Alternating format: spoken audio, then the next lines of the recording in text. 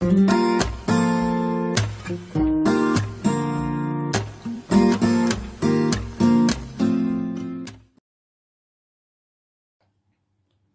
will talk about bias. Bias is basically when author is unfair or inaccurate in his or her presentation of something. Every author holds opinions that affect his or her discussion of an issue. Opinions that you as a reader must try to recognize and understand. Even the most seemingly factual report, such as an encyclopedia article, can carry an understand or implied judgment. Such judgment reflect an author bias or preference for one side of an issue over another. In their attempt to persuade, authors often make mistakes in their thinking pattern and writing choice. This is because every author have a point of view. That's important to remember. Every author has a point of view, which is basically just the way they look at something, the way they see a certain situation. Just because an author has a strong bias doesn't mean that he or she has written something invalid. However, in the interest of being prepared to fend off attack from those who want to challenge our analysis or argument, it is best if we recognize early on to what bias an author does hold. I will explain about a cognitive bias. A cognitive bias is a systematic error in thinking that affects the decision and judgment that people make. Some of these biases are related to memory. The way you remember an event may be biased for a number of reasons, and that in turn can lead to biased thinking and decision making. A cognitive bias is a type of error in thinking that occurs when people are processing and interpreting information in the world around them. The human brain is powerful, but subject to limitation. Cognitive biases are often a result of your brain's attempt to simplify information processing. They are rules of thumb that help you make sense of the world and reach decisions in relative speed. Cognitive biases can be caused by a number of different things, but it is these mental shortcuts, known as heuristics, that often play a major contributing role. While they can often be surprisingly accurate, they can also lead to errors in thinking. Social pressures, individual motivations, emotions, and limits on the mind's ability to process information can also contribute to these biases. These biases are not necessarily all bad. However, psychologists believe that many of these biases serve an adaptive purpose. They allow us to reach decisions quickly. If you are walking down a dark alley and spot a dark shadow that seems to be following you, a cognitive biases might lead you to assume that it is a mugger and that you need to exit the alley as quickly as possible. Now, times to me to explain how to recognize bias in an article or newspaper. There are three methods that can be used, including the first, read critically. This critical reading technique can be done several ways, namely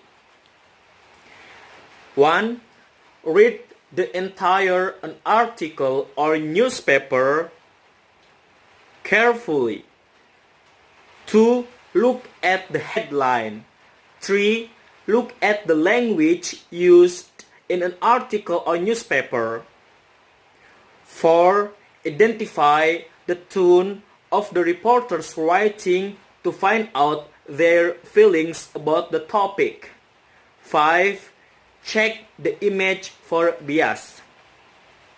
The second, dig deeper information from articles or newspaper that are read. It can be done by 1. Look for the reputation of the article or newspaper being read. 2. not the placement of the story. 3.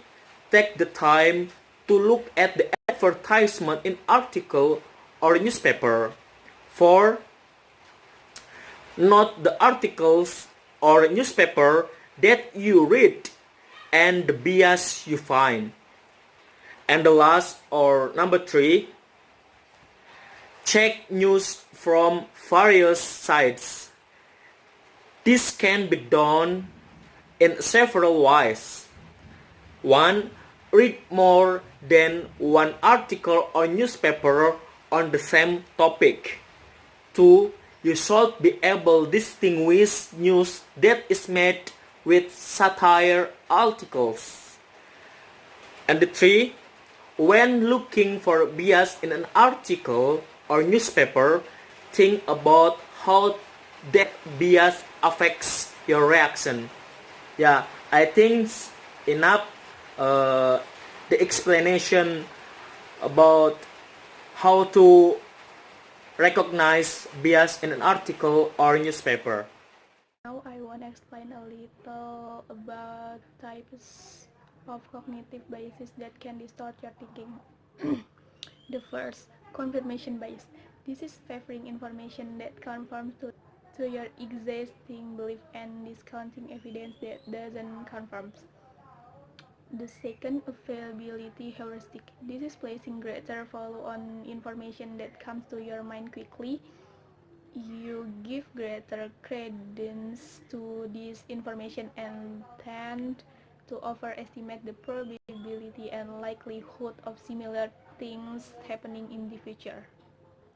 The third, halo effect. Your overall impression of a person influences how you feel and think about his or her character. This is especially applies to physical attractiveness, influencing how you rate their others' quality. The fourth, self-serving bias. This is the tendency to blame external force when bad things happen and give yourself credit when good things happen. The fifth, attentional bias. This is the tendency to pay attention to something while simultaneously ignoring others.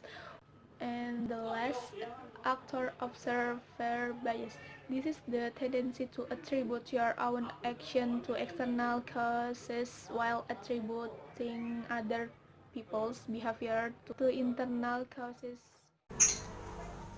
And another type of cognitive bias is functional fixedness. This is the tendency to see objects as only working in a particular way. And then occurring bias.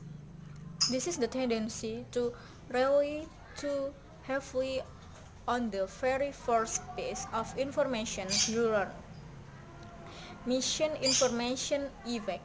This is the tendency for post-event information to interfere with the memory of the original event. False consensus effect. This is the tendency to overestimate how much other people agree with you. Optimist bias.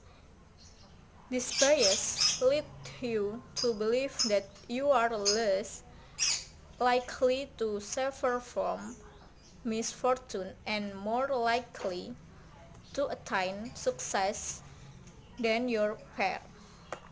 And then the Dunning-Kruger effect.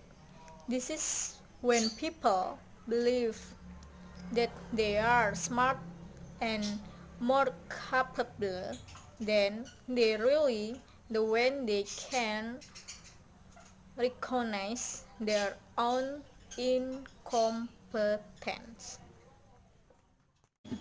Example of bias. I have two examples. Example 1, 20 January 2017, a reporter from Time falsely reported President Trump removed the bust of Martin Luther King Jr. from the Oval Office. That report quickly spread across countless media outlets. A little further, investigation will have revealed that the bust was still there. It was just being blocked by a reporter. Trump's reply to this report was, "This is how dishonest the media. The retraction is where." Example 2. A February 2017 poll from Fox News indicates that 68% of Americans think the press has been tougher on Trump than Obama. In that same month, Trump tweeted, failing at Anytime, at NBC News, at ABC, at CBS, at CNN. "It's not my enemy. It is the enemy of the American people."